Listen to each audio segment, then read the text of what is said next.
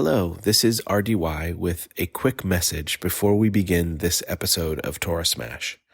This episode was recorded before October 7th, and so there will be no acknowledgement of the atrocities committed by Hamas in Israel last week.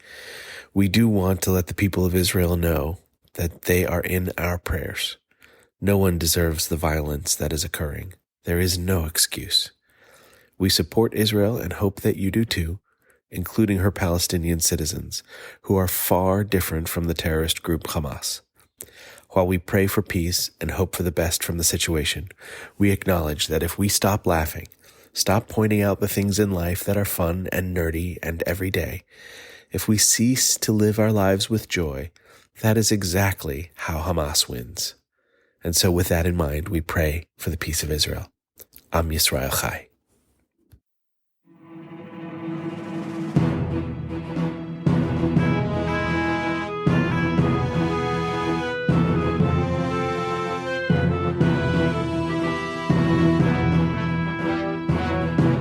Welcome to Torah Smash, the podcast for nerdy Jews, where our lives of Jewish learning collide with our love of nerd culture.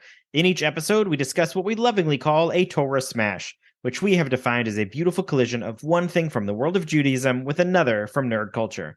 I am Barak Malkin, and joining me today are... Ethan Lane Miller. RDY. Today, we are going to explore one of my favorite fictional characters of all time, Indiana Jones. Are we Indy fans here? Yes. Huge.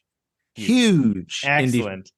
When I was growing up in Cincinnati, there were two movies that we had on VHS, and both of them featured Ke Quan, and so they were clearly Goonies and Indiana Jones and the Temple of Doom.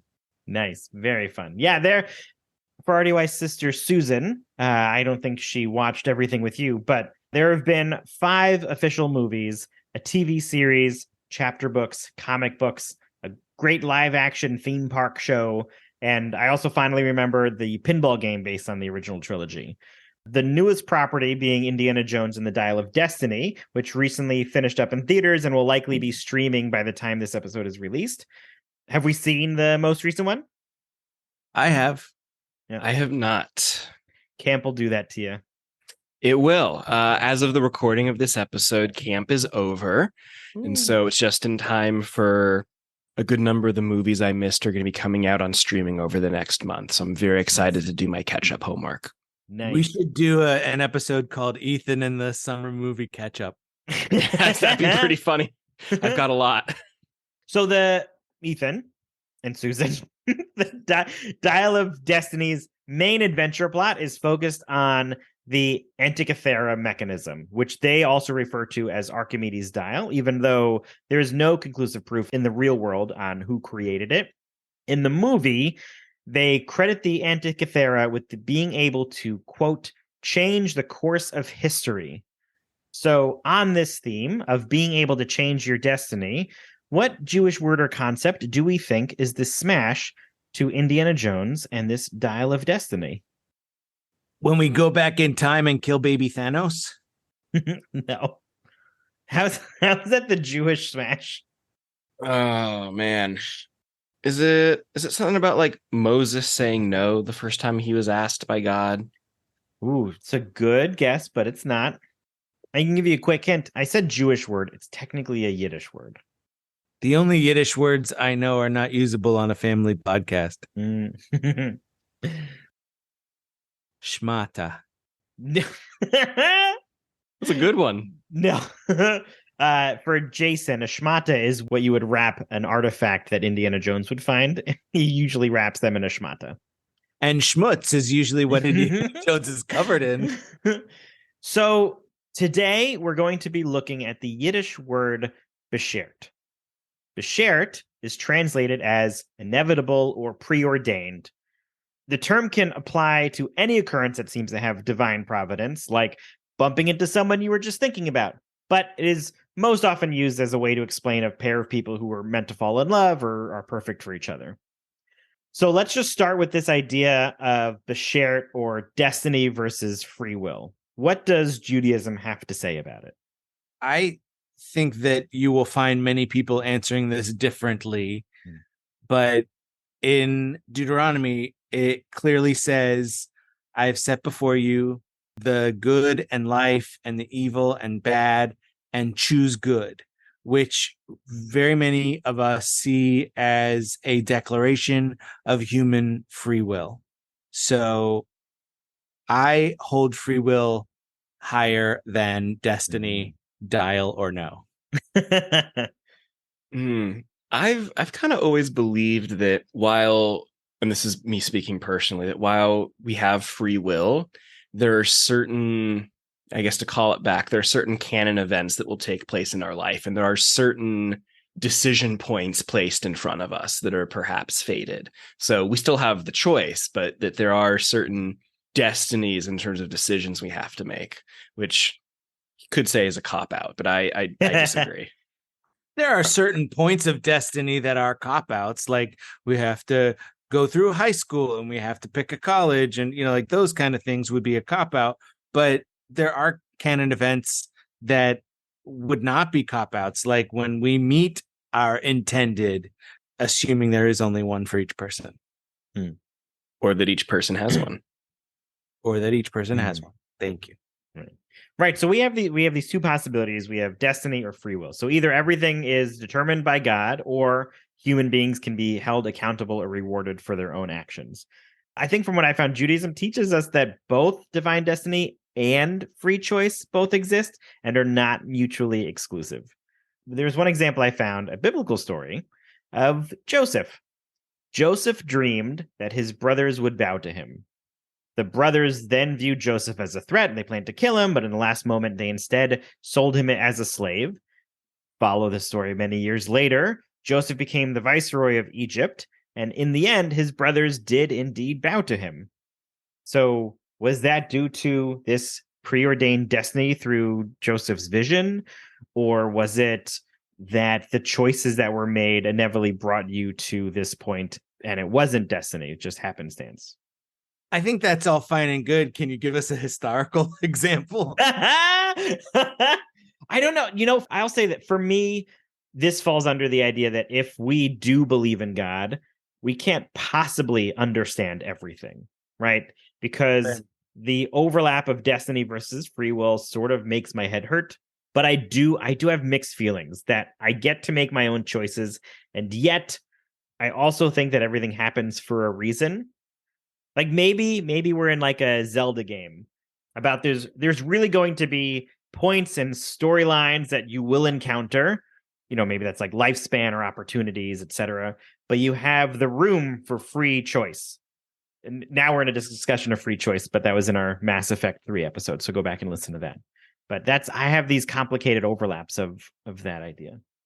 There's a theology called process theology. It's the brainchild of Dr. Bradley Shavit Artson, a rabbi in Los Angeles, phenomenal scholar, wonderful teacher.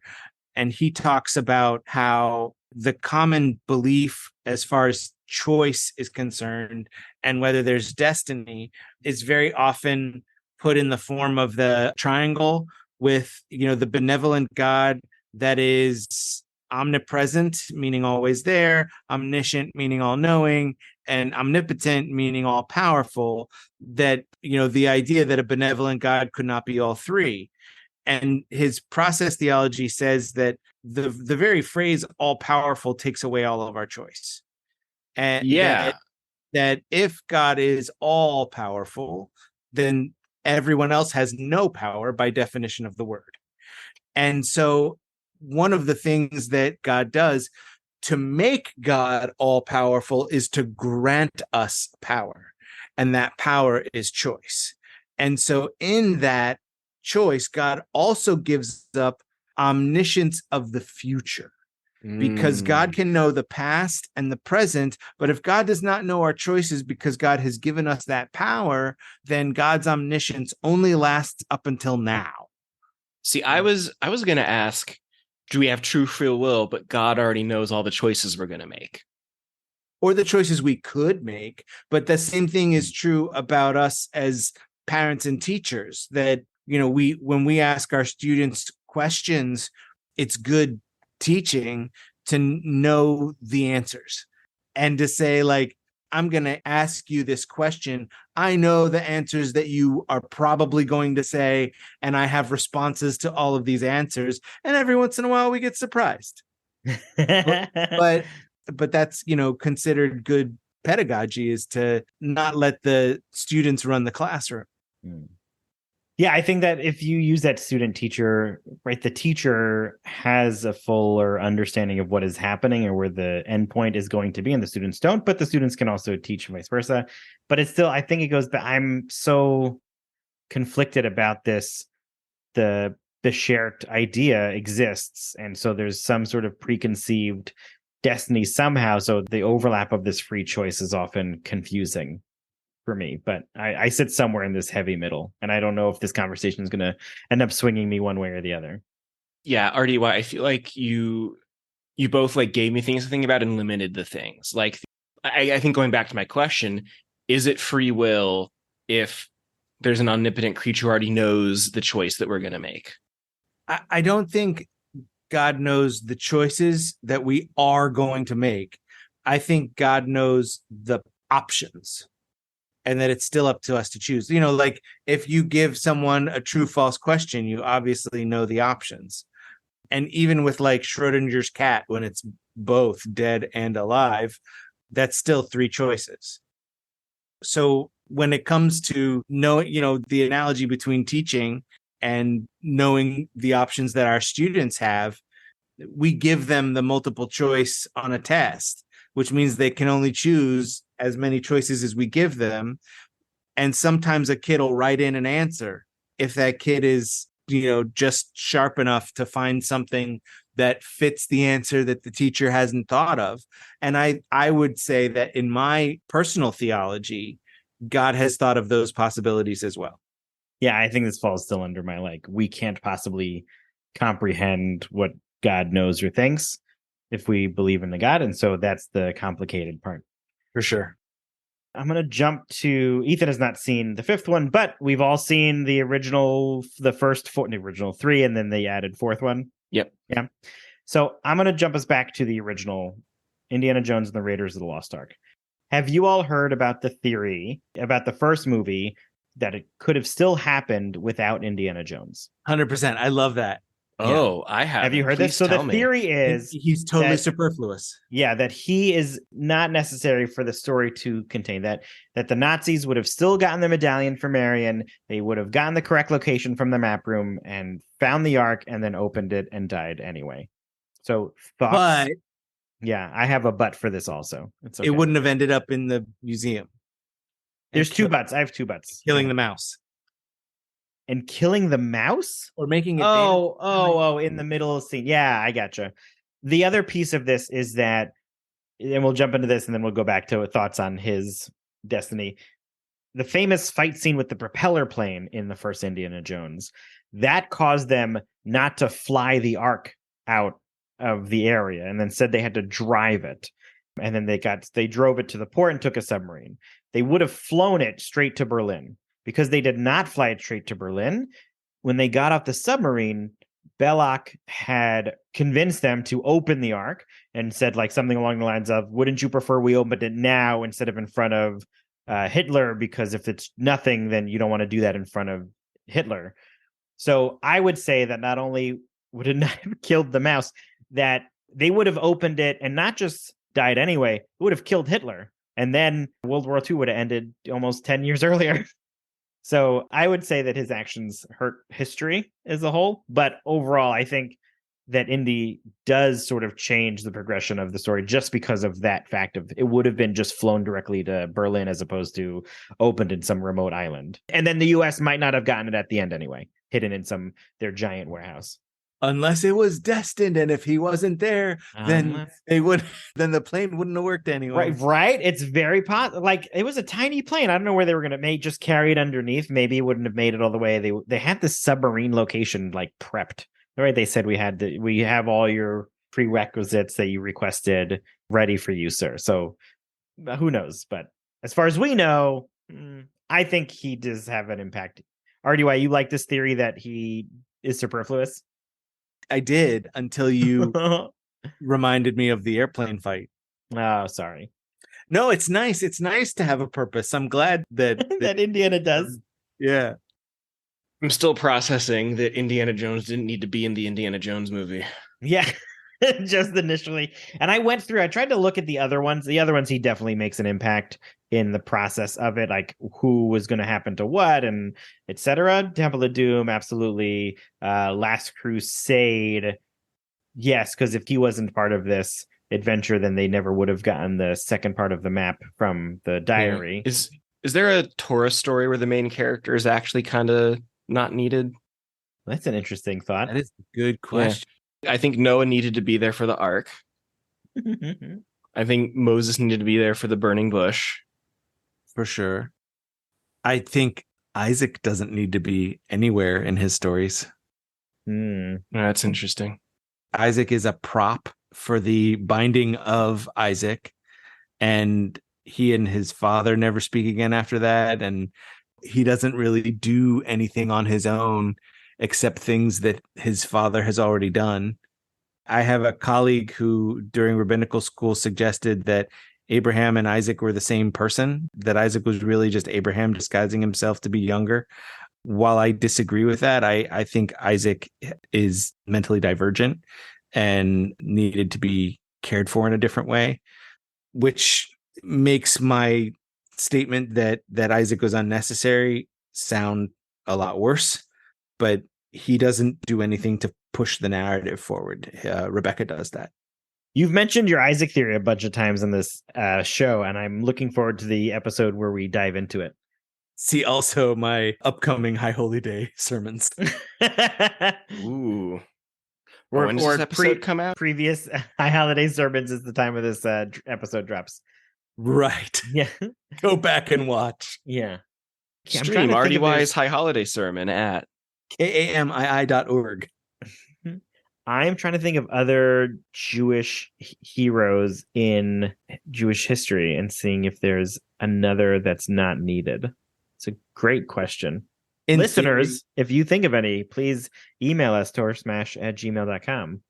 It could easily be argued that like 8 of the spies are unnecessary. Yeah, but they're not named. They're all named. Oh, they're all named? Oh, okay. Yeah, we'll have to come back to that one. I like that question a lot. Don't have an answer. So my next question is just, do you all have instances of Beshert in your own lives? Oh my God, for sure. Go on. I gotta think of the right one to share though. Yeah, okay, I know which one. So I just finished my freshman year of college and I came back home and I applied. Yes. I applied to work as a counselor at the JCC in Dallas. And this was going to be my first Jewish summer camp experience. Now, obviously, given where I am today and what I do, this is a pretty dang important thing. And so I did this interview. And then like 2 days later was my synagogue's like end of the school year picnic. And so I was chatting with my religious school director and I said, I just interviewed for this job at the JCC. I'm hoping to hear back soon. And she goes, oh, that's really interesting. Turns around and taps a woman on the shoulder and goes, hey, you're still working at the JCC, right? And she goes, yeah. And goes, Ethan just applied for a job at camp. And she goes, oh yeah, I'm actually going up there after this to go finalize the last group of hires. So I got the job and the rest was history. Fantastic. Nice. Shout out to Valerie Klein and Helene Burke. Hey, I would say similarly in the acquisition of current jobs theme, I too have had many moments of Beshert in my life. And so going for the most recent one, in 2021, I took a course on getting certified as an interim rabbi, not because I wanted to leave my job, but because I believed that in 2021 we were all interim rabbis, that there was so much change going on in the world that we needed the skills of interim rabbis to really deal with what our congregations were going through at the time. And so I got certified as an interim rabbi. And when the first round of interviews was over and I was not able to find anything in the area where my wife signed a contract, there were some interim positions available that I was eligible to apply for only because I had done that training in 2021. And lo and behold, I am now an interim rabbi. Wow, great. that's awesome. I have a story on the other end of the spectrum that I do think is Beshert, but like not at all serious and in fact very funny. When I was the regional director for Nifty Tour, yep, less far away though. This was actually one of the last normal things I did before COVID happened. But we went to a Nifty event hosted at Osrui in Economawalk, and so I was flying with a group of teens. We get through the airport and everything, and like a bunch of the teens were like, "Oh yeah, we saved money. We were like economy minus, so like we don't have any checked bags, and like we didn't get to choose what seat we were randomly assigned." And I was like, "All right, I'll see y'all in Wisconsin." I mean, not that like I paid for a first class seat or anything, but like I paid for basic economy. I got to pick my seat and everything. And so I'm sitting there in my aisle seat and it's a full plane. And I noticed that the middle seat, still no one is sitting there. And so the last few people get on the plane and I watch as our regional president starts walking towards where I'm at the plane. And I'm like, this is a full plane. What are the odds? And she goes, "Hey, seat buddy." And then just sits down right next to me. And I was like, this is so funny. Like, yeah, of all the random seats she gets assigned, it's next to me. And it was a great flight. We talked and then we didn't talk. We just watched our own things. It was great. And she paid a lot less for that ticket than you did. And that's the funniest part about it. That's crazy. She was in the middle. That's true. I mean, yeah, but still. We all got to Economawalk. When I don't believe that it's a totally full flight and they tell us it is, and there are people choosing seats, I hold one of the sick bags and just puff my cheeks a little bit. I would say for my story, I think meeting my wife is a Beshert for me. Aww. Yeah, the collective awe. So how'd you meet? Well, I want to start by saying that she is absolutely the person that I meant to be with 100%. This is more of like a depressing Beshert. I know that tracing it back, that if my mom did not pass away, I would not have met my wife years later. Like the choices that I would have made would have been vastly different if my mom didn't pass away. And I just, who decided that? Not that this is like a trade-off situation. I don't want, like, it's not a thing that I would choose to happen. But I know that that terrible thing happening is what allowed this really wonderful thing to happen. It's a really weird combination. You know, that's also an Isaac moment, right? Which Isaac? Newton? Isaac Avinu, Isaac from the Torah. When Isaac marries Rebecca, Genesis chapter, at the end of chapter 24, it says Isaac brought her into the tent of his mother Sarah, her being Rebecca, and she became his wife, and he loved her, and Isaac was consoled after the loss of his mother. Oh, that's so, but that was like immediate? Is that like an immediate thing? It's not like perfectly immediate. I mean, Sarah dies, and then Abraham sends a servant to find a wife for him, and then the servant comes back and they get married, and then so there is time in between. Okay. So like because of his mom passing away, those other actions, that's awesome. Any other Beshert stories? Just it's funny how life works, Barack. That it is. I do want to be sure to ask in this Indy episode, what's your order? How do you rank 1, 2, 3, 4, 5? I know you're gonna hate me for saying this. That's okay. And try to use like parts of the name, because I remember one time we like ordered them and Ethan was like, are you saying the order of the movies, or are you saying the order that the movies would, like, it was a confusing. I feel like that was a Star Wars thing. Yeah. Or Thor. Or right. Yeah. Might have been our Love and Thunder. Yeah. I'm gonna say, and I think the worst one is my favorite. Temple of Doom is my favorite. Definitely the worst one. I acknowledge that as a movie, it's probably the second worst one. Crystal Skull, come on. And I have such nostalgia from it, from that being the movie that my sister and I would watch over and over, and just having that just love for that movie.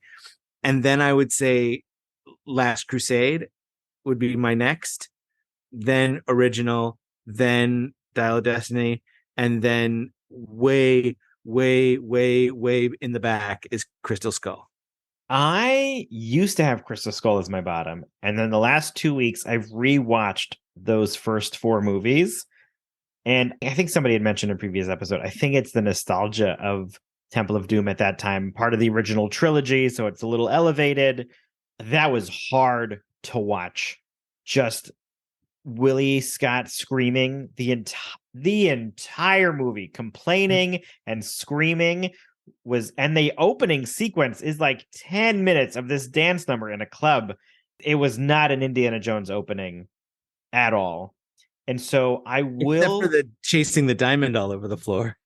Ish. I think it tried to force some of that like Indiana Jones archaeology hunter type pieces in the middle of this hidden pathway that takes them to watch the I didn't feel like very much of in the rewatch, it didn't feel as archaeological hunter as the Kingdom of the Crystal Skull has so many puzzles and traps and mechanisms that are caused by them having to decode and do stuff that I do think all of the screaming in Temple of Doom made me really hate it in this rewatch. And I think the thing that Kingdom of the Crystal Skull, there's like a few parts of it that made me go like, ugh, in the rewatch of like, why are we having this atom bomb situation in the middle and the refrigerator nonsense? And then also Shia LaBeouf swinging with monkeys through the trees was a bit off. But otherwise, I thought it was a very entertaining movie. I do. Yeah. So what's your order, Barack? Oh, I'm so sorry. Order is Last Crusade, Raiders of the Lost Ark, Dial of Destiny, Crystal Skull, Temple of Doom. Wow. Just based on my recent rewatch, I switched those last 2 around. I can't rank Dial of Destiny, obviously, but you'll put it in the middle. It's fine.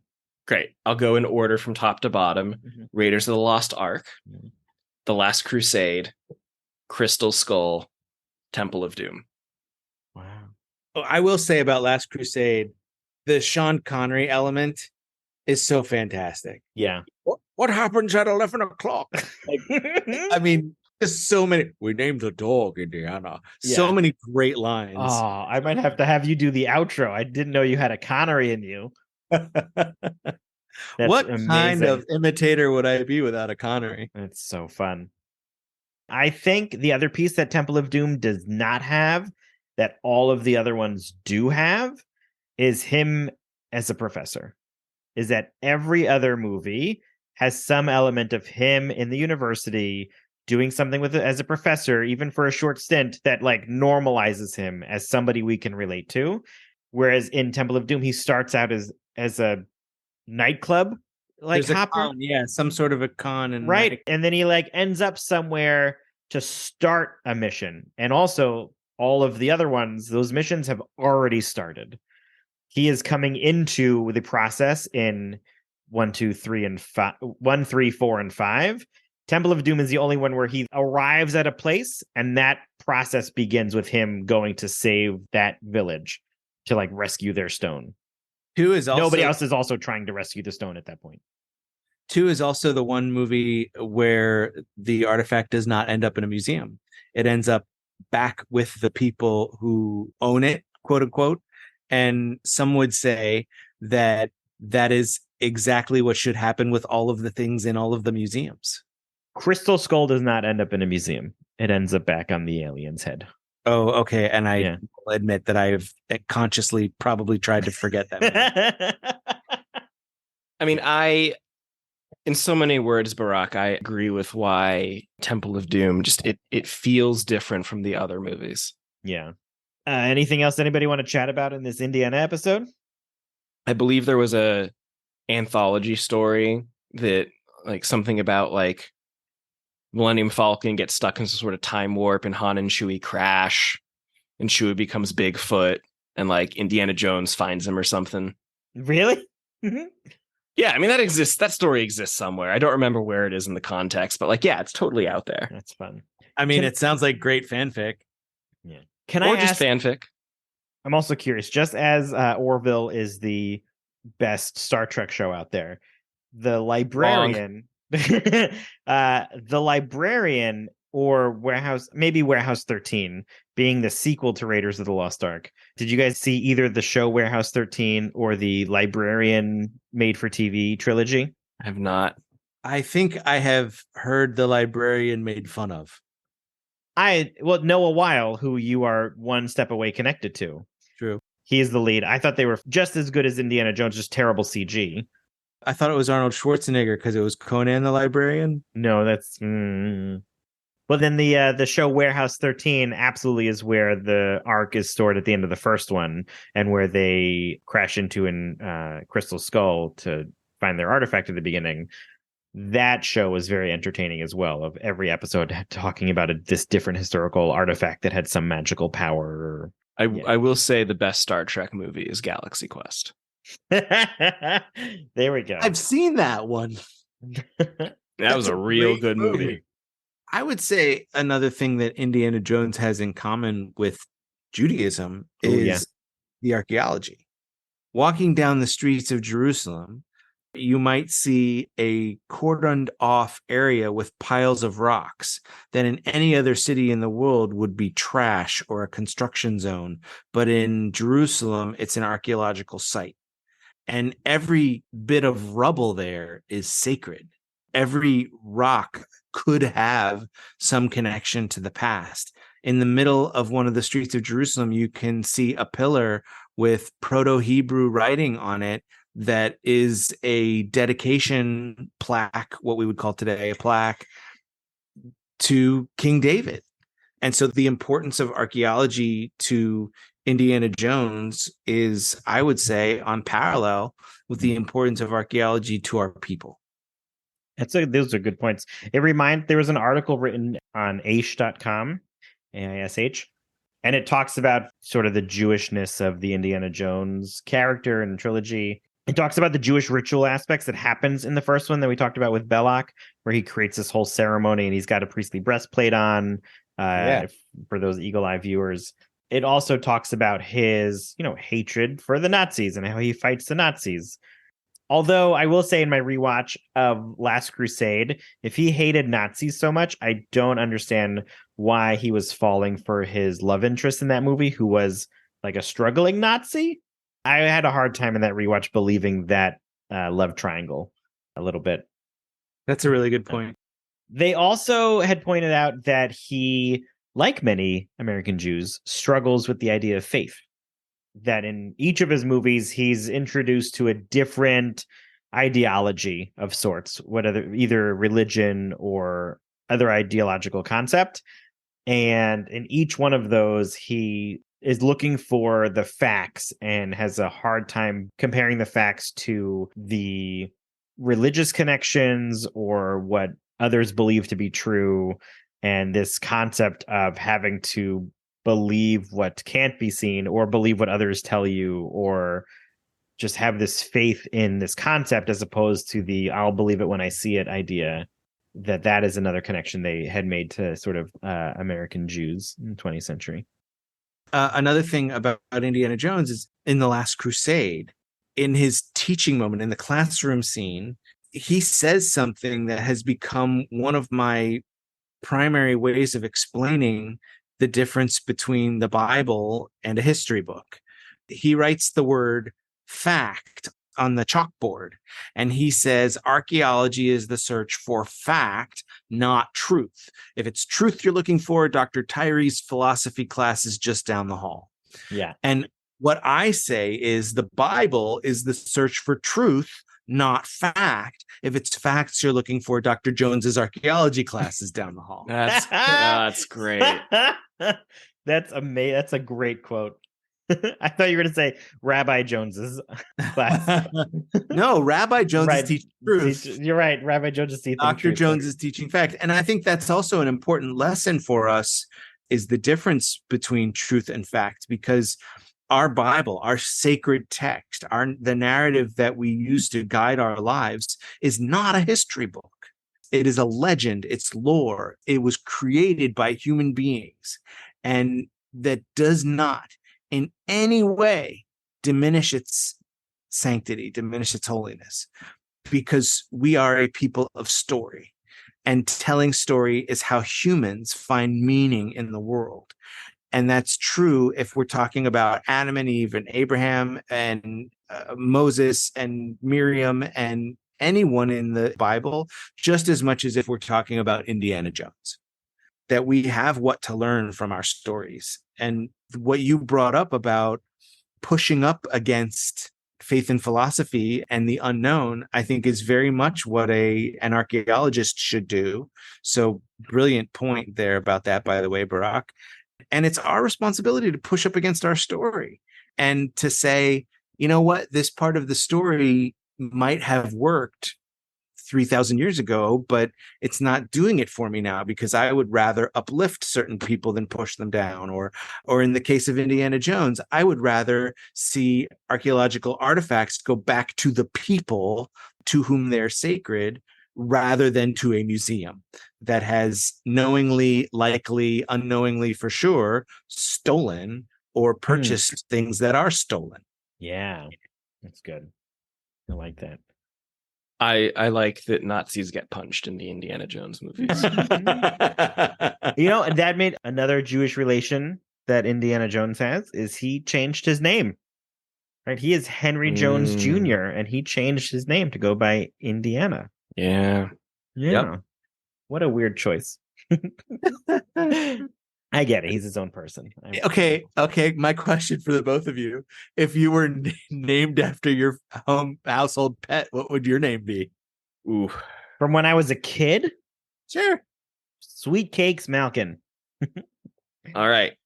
So my dog growing up was the sweetest dog in the world. Irrelevant. Don't drag this out, Ethan. No. I need to so you don't think my parents are jerks. Okay. And she was rescued from the streets. I think she was not treated very well and just kind of dumped because my elementary school where we found her is right next to a park. So mom literally rescued her off the street. Dog had an underbite, like sweetest dog and incredibly, incredibly ugly. So my mom named her Miskite, which is ugly in Yiddish. So I would be Miskite. Oh, okay. First of all, you're not. Thank you. And second, my dog growing up had an underbite and bulged eyes and bowed legs. And we used to say she was so ugly that the needle went all the way around and back to cute. No. And so I would be Shadow Young. See, that's good. I would watch that. Like that. And Indiana Jones was originally, Steven Spielberg really wanted to do a James Bond movie. And George Lucas told him that, like, you should do this character. This is your next character. And that's why, that's why Indiana Jones had this like James Bond type of feel of adventure and this love interest and etc. Shadow Young. That's a good adventure name. I like that. That's real good. Yeah. Any of those Jewish comic book artists out there, if you're looking for a character, Shadow Young. I think there's already a Shadow. You can have Shadow knows. Rabbi Shadow. Great. Well, I think we all knew that Indiana Jones would someday come walking back through our door, but I don't think we imagined him leading us in this discussion of destiny versus free will. And where does Indy sit in this debate? On the one hand, he likes his choices. He is constantly making his plans up as he goes, and he is known for choosing wisely. On the other hand, it seems like everything he encounters, he already knows that it is predestined to belong in a museum. It's time to ask yourself what you believe. Perhaps you think that Indiana Jones does make an impact on the history around him. Or maybe he's just destined for a career where he is going to be constantly encountering snakes. However you choose to live your life, choose wisely. Because there's no ticket to destiny. No map showing you what you could choose. And we don't know where we'll end up because X never, ever marks our spot. Or maybe it does, and we just have to sit down and think so the solution can present itself. I think what I'm really trying to say is don't name your kid after your dog. That was the best outro ever. Well, I will say I want more Indy. I want more Indiana Jones. I think I'm going to try to watch that series, although each episode is like the length of a movie. And so that's going to take me a bit to try to get through. Yeah, are you guys hoping for more Indiana Jones? Well, I haven't seen the movie yet, so I can't answer that yet. I'm going to say no, unless they do a different actor. Oh, interesting. I liked where I thought they were going with Crystal Skull, that Shia LaBeouf's character would take on the mantle.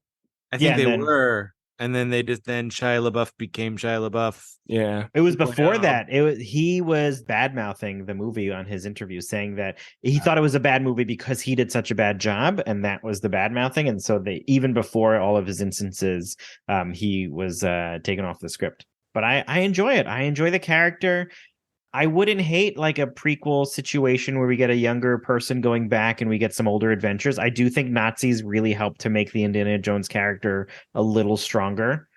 I would love to see young Indiana Jones, not the series that they already made, Yeah. but I would love to see a different actor. I mean, it would be really funny if the guy who played Han Solo in Oh, that's funny. Oh, Ansel, yeah. He didn't Yeah. do a great job. I was really disappointed that Free Solo was not a Star Wars movie. You know who I would take? You know who I would take? Although I don't think he has the anger or the like, but he's got the good, strong emotional stuff. I would take Zac Efron as a young Indiana Jones. Interesting. Yeah, I would do that. I don't know that Indiana Jones takes his shirt off enough for Zac Efron to accept the role. Oh, 100%. It's not the years, honey. It's the mileage. Like, he is shirtless. I think he took his shirt off in Temple of Doom. I think he's shirtless in pretty much every movie. Oh, well, I know his shirt is open in a lot of Temple of Doom. It's enough. No, it's removed for the big ritual. Oh, to take his heart out. Yeah. And it's really like, I really was sad that Madonna did not do the soundtrack. Open your heart to me. Oh my God. All right, I think that's where we could wrap it up. So that'll do it for this episode of Torah Smash. Our fiscal sponsor is Jewish Creativity International. Our theme music was created by Sean Vogel. You can check out Sean's bands and studio work at www.thesleepywest.com. This episode was supported in part by Juice. Juice, which stands for the Jewish Comics Experience, is a full-day convention and preview night that brings together fans, creators, and industry professionals to explore the rich history and contributions of diverse Jewish creators and content in the comics medium. Juice is created and hosted by the Center for Jewish History in New York City. If you are interested in attending or to learn more, visit juice.org. That's JEWCE.org. Also, visit the Center for Jewish History at cjh.org for new information on the institution and their partners, who are all involved in the upcoming exhibit, The Museum and Laboratory of the Jewish Comics Experience, opening in October 2023 at the Center for Jewish History. If you enjoyed today's episode, be sure to rate and review us wherever you listen. It helps others find us and is an excellent way to support the podcast. We want to hear from you and continue today's nerdy discussion. Go to torahsmash.com to find where to connect with us online, purchase swag from our store, support us with a donation, find previous episodes, and more. And because this is a podcast, it'll sound better if you don't look, Marion. Keep your eyes shut. This is an audio format.